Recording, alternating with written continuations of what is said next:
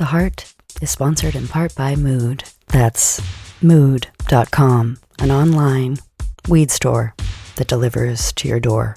They ship anywhere in the States. That's the United States of America. My girl KP just told me about mood.com. Let's see. Since I'm living in Canada right now, we had friend and editor to The Heart, JCJ, sample some of their products. Okay, weed for every need. Let's go. Something to chill, something soothing, something energized, something aroused and happy. Better sleep, yes. This categorization is so cute. Okay, better sex. Let's go. You know, your girl just had a hysterectomy and I am so excited to get back to it. So we're gonna queue up the sexual euphoria gummies. Absolutely. I'm a gummy girl. I like to eat my weed. Every Mood product is backed by a 100-day satisfaction guarantee. Weed-loving Heart listeners get 20% off their first order with code HEART at checkout. Well, let's see if they have pre-rolls. And they do. So I just want someone to roll my weed for me. That's luxury. That is luxury. I am here for it. JCJ had a great time on the website. Mm. You probably will too. And you get 20% off your first order with code HEART at checkout. Head to mood.com. Okay, much love. Support comes from Wise, the smart way to manage the currencies you need around the globe. Fed up with losing out to hidden fees when you send your money abroad with your everyday bank? Choose the smart way, Wise. You can count on the exchange rate you'd usually find on Google. No unwelcome surprises. Plus, ditch that "where's my money" feeling. Most transfers arrive in under 20 seconds. Join millions saving billions on hidden fees. Be smart, get Wise. Download the Wise app today. T's and C's apply.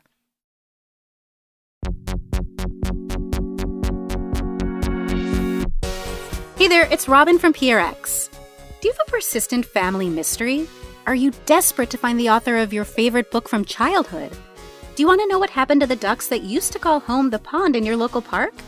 If stories like that are your jam, then you must listen to Hyperfixed, our fellow Radiotopia show from Alex Goldman. On Hyperfixed, you, the listener, write in with your problems, and Alex not only solves them, he exposes the hidden systems that cause those problems in the first place. Also, Hyperfixed is currently gearing up for its first live show in September in Brooklyn. You can get tickets at hyperfixedpod.com. Check out Hyperfixed, a show that'll bring a little order to the chaos of our world, each week at hyperfixedpod.com.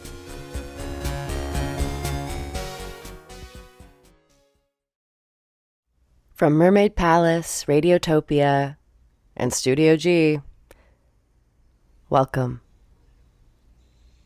to The Heart.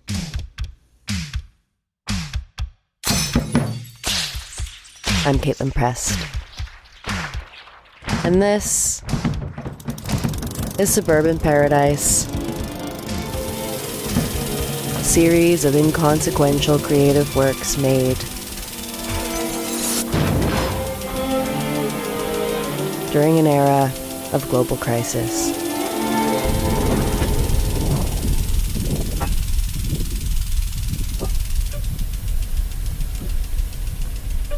Please enter your code by touching the corresponding buttons. Touch Enter when finished. Can you tell me the code? We begin segment 1 with sound, listening to the world around me that is now around you.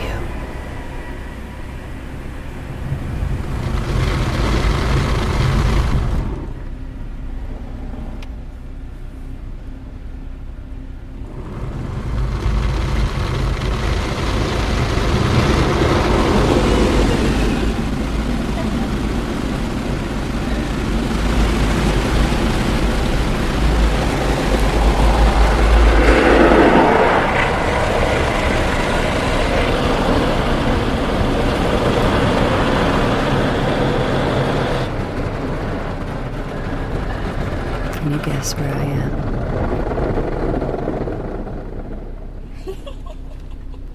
Do you know what time of year it is?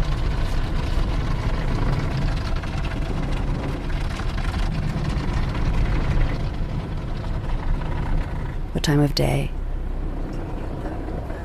Weird color thingy.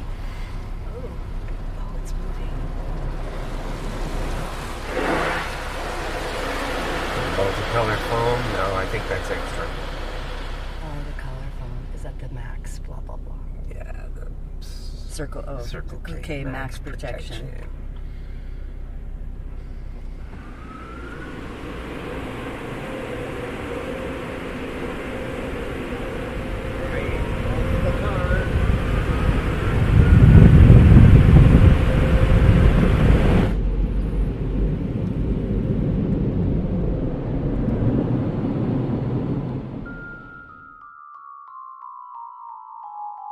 I've been wanting to get a car wash for a while, actually. This is good. Okay. And now say again what we're doing and what's It is June the 3rd, and we are going through the car wash.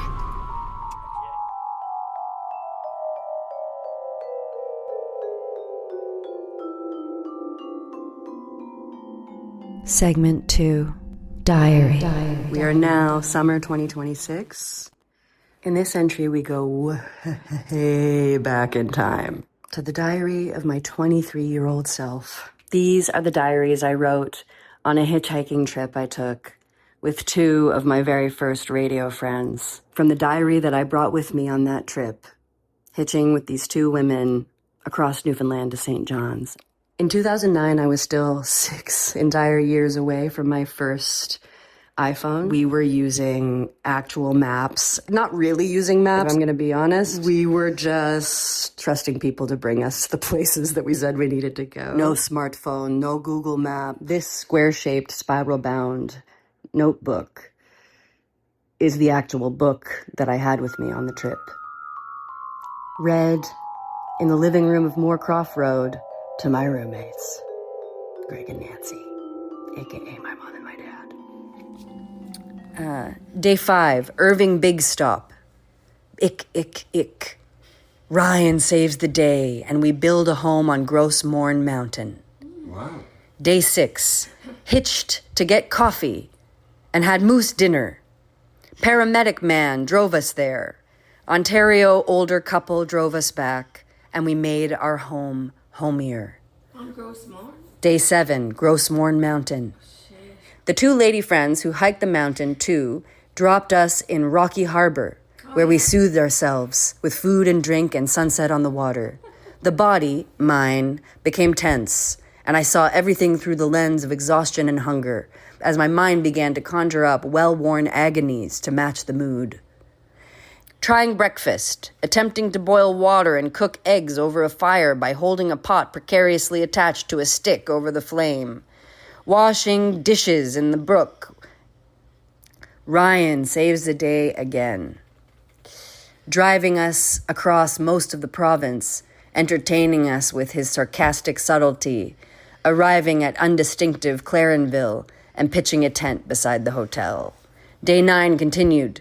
She thumbed down our next ride, who was a teenage boy that never would have picked us up if it weren't for the social pressure.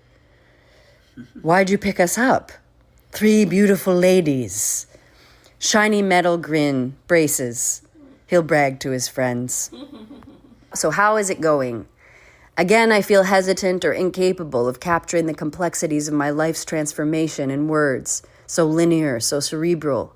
Learning quite a lot as usual. Thinking not so much. Being and being and being. Finally, being.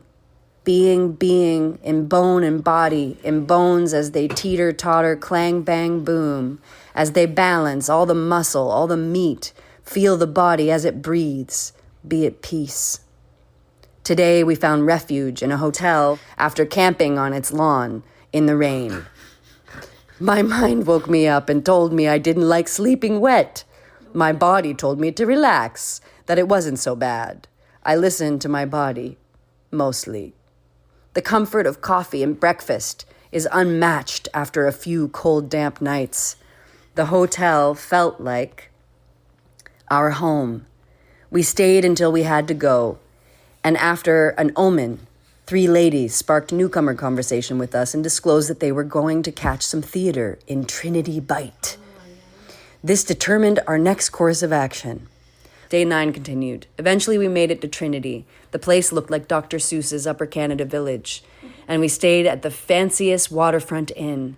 Tinnica, the innkeeper, had a motherly moment and snuck us in to where she lets her daughter stay and charged us $75 instead of the regular $130 for a single room. With breakfast. It was magic. We saw a slightly boring play. We smoked a J and fell asleep.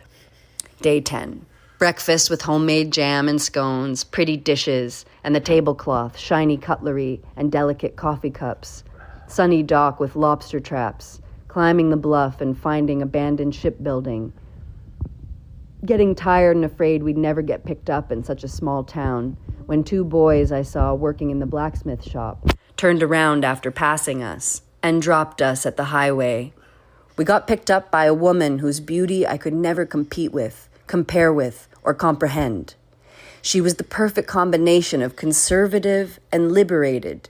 Her personality was naturally surprising, plot twisting in ever more unexpected ways. She bought us ice cream cones and reminded me once again that being joyful and content is all that matters in life. We get uproariously drunk, belting conversations in song and falling deliriously down. And eventually we arrived in St. John's on Billy's doorstep, where we were presented with crab. And now we're here, in the world that feels real. Downtown, quote unquote, with packs, people everywhere, and music, life that is centered on music, beautiful, open people inviting us into their beautiful home. I think of Jeremy, I think of cigarettes. This place makes me think of home. Home is simply familiarity, and familiarity feels like cigarettes in this moment. I miss my friend, the cigarette. I miss my friend, the cigarette. My former lover, the cigarette. It breaks my heart each time I see you touch the lips of another. Boo-hoo. I guess I have to wander around heart aching until I become a completely different person with a completely different life. All right, all is good. Solitude is important, I suppose. Keep bumping up against this alien feeling that everything is malevolent. When I feel that way, I'm ugly and antagonistic. Down, down, down, so uncomfortable with the sensation of down. I feel like somehow need to be up, somehow need to fix this downness. Must do something, eat something. Day 11. Had breakfast, laid around with the accordion. It didn't like me. Took refuge with the hula hoop in the overgrown deck space with cemented walls. Went out for a beer and a dinger and collapsed back at the house. Had awkward social interactions and fell asleep feeling frustrated. What's dinger? Dinger. I don't know. Okay. Day 12. Art gallery, supple and morbid sculptures, frustrated still, attempted to even the score with the accordion, succeeded to a certain degree, haggled for a hot dog, won. Day 13. Lunch, ice cream, goodbye Courtney. Returning after the break.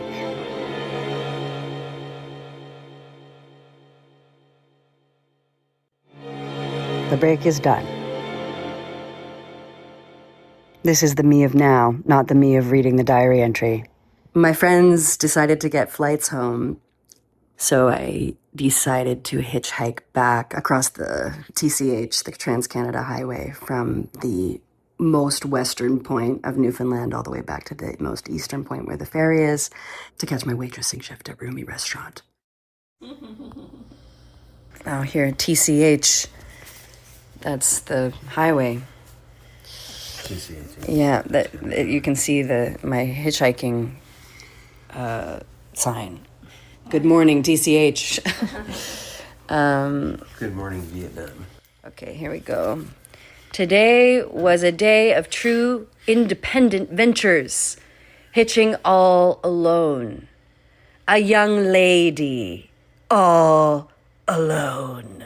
Muhahahahahahahaha. To everyone that says it's dangerous and idiotic, I face my lifelong fear of middle-aged male sexuality and inappropriate suggestions. Are you open to a proposition this evening? A little money to go home with, he says. By that point, my guard was down because I had been molested on the first ride and therefore felt like the waters were tested and safe. I think I handled it well. I was severely offended. I don't think he ever picked up a hitchhiker before. Whether it would cause him to irreparably resent me, I felt obligated to stay in the car because he was buying lunch. Oh, did I miss something? Okay.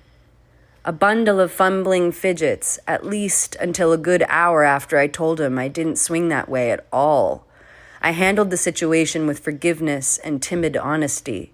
I mentioned his daughter on as many occasions as I could. And when he was embarrassed to be seen with a young woman at lunch, I'm afraid I'll see someone I know. You go in first. If I see someone, I'll sit alone. Don't worry, I'll still pay for your lunch. I shot in a pretend I'm your daughter. Bah, if I knew someone, they'd know you're not my daughter. He didn't get it. Pretend I'm your daughter's friend. An awkward lunch ensued, over which I contemplated whether it would be cruel to talk about what had just transpired. There we go. Whether it would cause him to resent me irreparably. I felt obligated to stay in the car because he was buying lunch, and angry at myself for leaving my stuff in the car. We fidgeted on. No, I don't swing that way at all. Blushing eyes on my feet, crumbling into myself in hopes not to exist. A little money for the way home. No, I definitely can't. I'm just not like that. I just thought I'd ask. Silence. Oh man, I feel uncomfortable. That made me uncomfortable. Yeah, go ahead. Silence. I can hear you. More fidgeting in the car as I cowardly failed to tell him, show him how inappropriate that was. Asking simply to be dropped at 5 p.m., 3 hours away, to catch a ride to the ferry well before sundown. Try to connect with him on a human level and forget his unnerving request. Second-guessing decision to get back in the car. Mention his daughter again. Wait for the right moment to mention his wife. Resort to talking about fears of hitchhiking alone as a woman for the first time. Restate desire to believe people are good. Express deepest fear, sexual assault. Striving for both honesty and tugs on a fatherly heartstring. My advice to you is, if someone were to try to rape you, just fresh adrenaline pumping through veins. Don't fight. Just wait till it's over. They want you to struggle. It's about power. Just wait till it's over, and then fight if you can. He reads the look of overactive imagination on my face and is relaunched into awkward backpedal mode. That's enough of that, he says. Next topic. I have the mind buzz. If I call 911, he'll know, whoever comes to find me. Because he works with the police. Today is the beginning of the end. The beginning of the long last day. 29-hour bus. Okay. Really? Yeah. From Newfoundland? I took it, from once I crossed over to Nova Scotia, I took the bus. That's it. Nice. 2009 is when you went there? Yeah. Wow. Yeah. And then a big list of So you had to be 23. phone numbers. 23. You were 23. Yeah, That's written very down cool. on Where did you by find- hand. Where did you find that? I found it when I was recording. It's actually totally you. I mean, That's it's amazing. still the That's same totally you. who it is. I know. That's the thing. That's what's depressing. It's like Depressing. hearing me say, Do it all then. Very lovely. "That's it, exactly."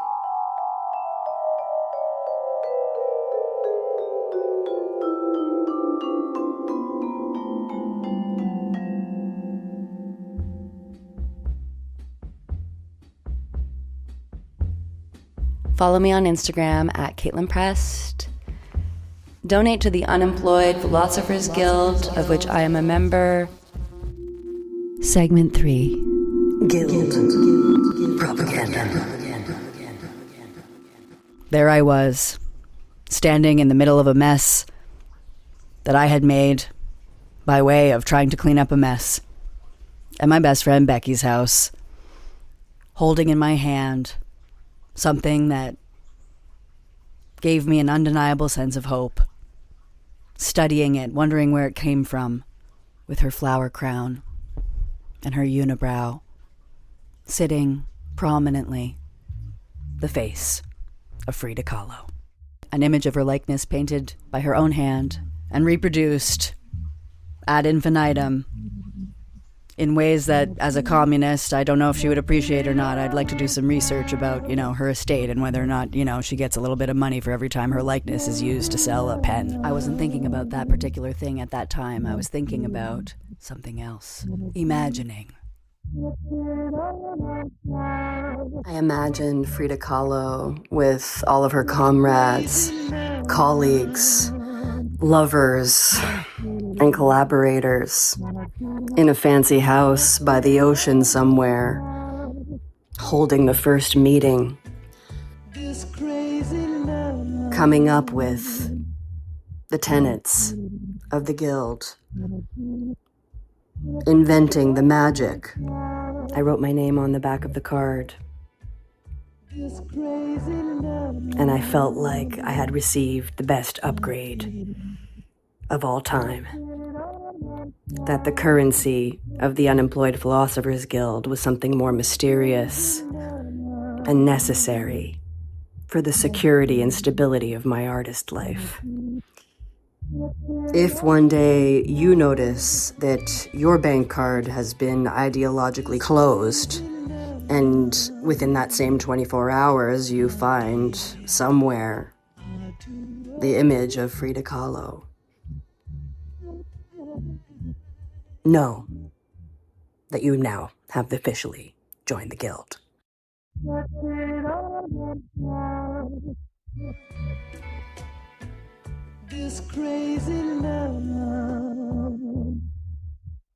There's another way to join the guild, which is to be invited by an existing member.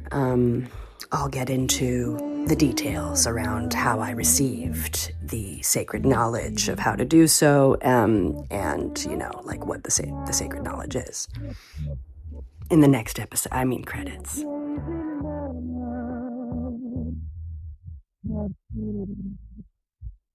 While guild currency is mysterious and unknowable, guild donations go straight to yours truly. Thank you to everyone who donates. Until next time.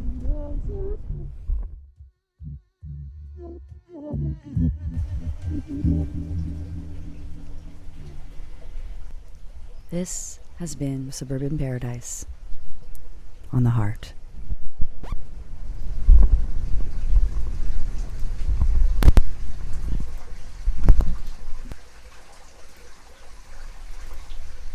It's raining.